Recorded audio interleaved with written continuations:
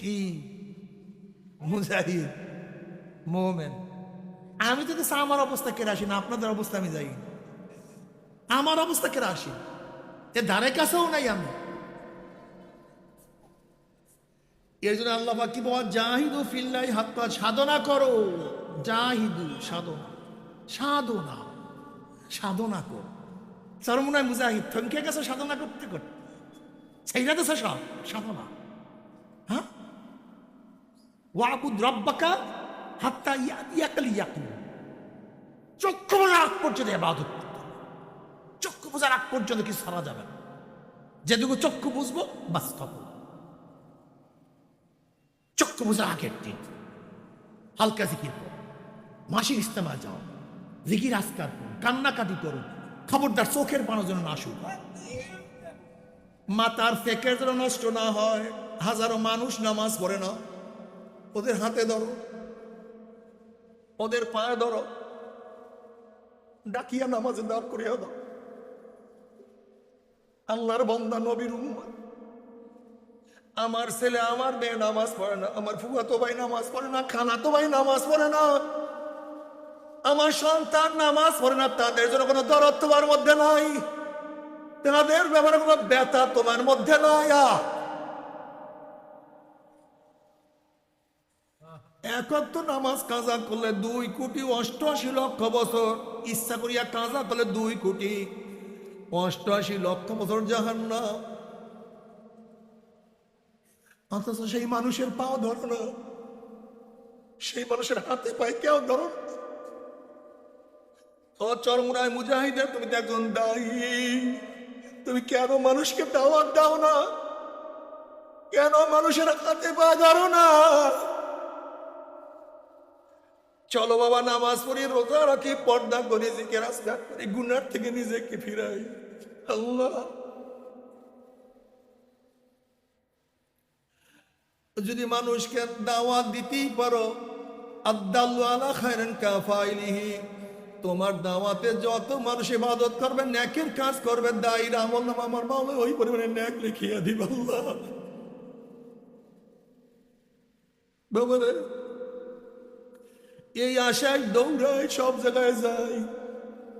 যদি একটা মানুষ ইবাদত করে, কিয়ামতের ময়দানে তো নাজাতের উসিলা হয়ে গেল।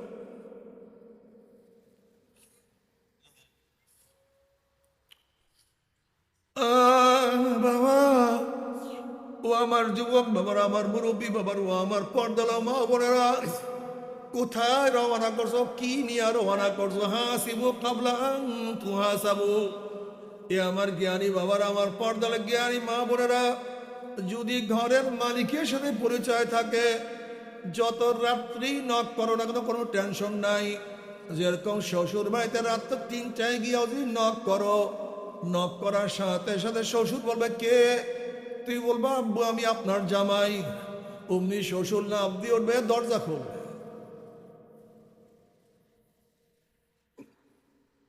বাতি জ্বালা, বিছানার ব্যবস্থা কর, খানার ব্যবস্থা কর, পানির ব্যবস্থা কর। আমার জামাই এত রাত্রে কেন আসছে, কোন বিপদে পড়ছে? যেহেতু ঘরের মালিকের সাথে পরিচয় আছে, যত রাত্রি ঢুকো কোনো টেনশন নাই, কোনো চিন্তা নাই।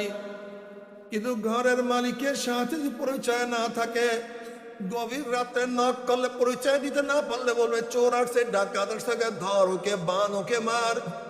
যেহেতু ঘরের মালিকের সাথে পরিচয় নাই, ঠিক কবরের মালিকের সাথে পরিচয় করি না।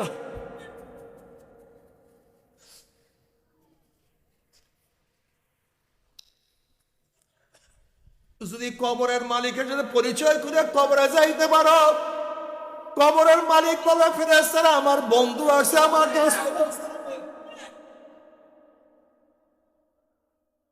আমার অলি, আমার বন্ধু আসছে, আফরুসুল ফরাশা মিনাল জান্নাহ ওয়াল বিসুমাল জান্নাহ। আমার বন্ধুর শরীরের মধ্যে জান্নাতের পোশাক লাগাইয়া দে, কবরটার মধ্যে জান্নাতের বিছানা বিছায়া দে, জান্নাতের নাচ নিয়মিত গোটা কবর থেকে ভরিয়া দে, জান্নাতের সৌরাত করিয়া দে, রাস্তা করিয়া দে। কি যে মজা!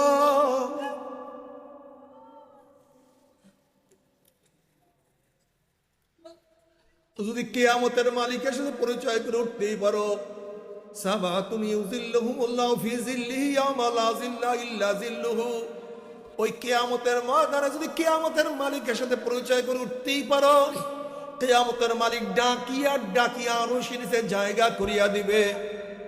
যদি মিজানের মালিকের সাথে পরিচয় করে উঠতেই পারো, ওই মিজানের মালিক তোমার নেকের পল্লব ওজন করিয়া দিবে।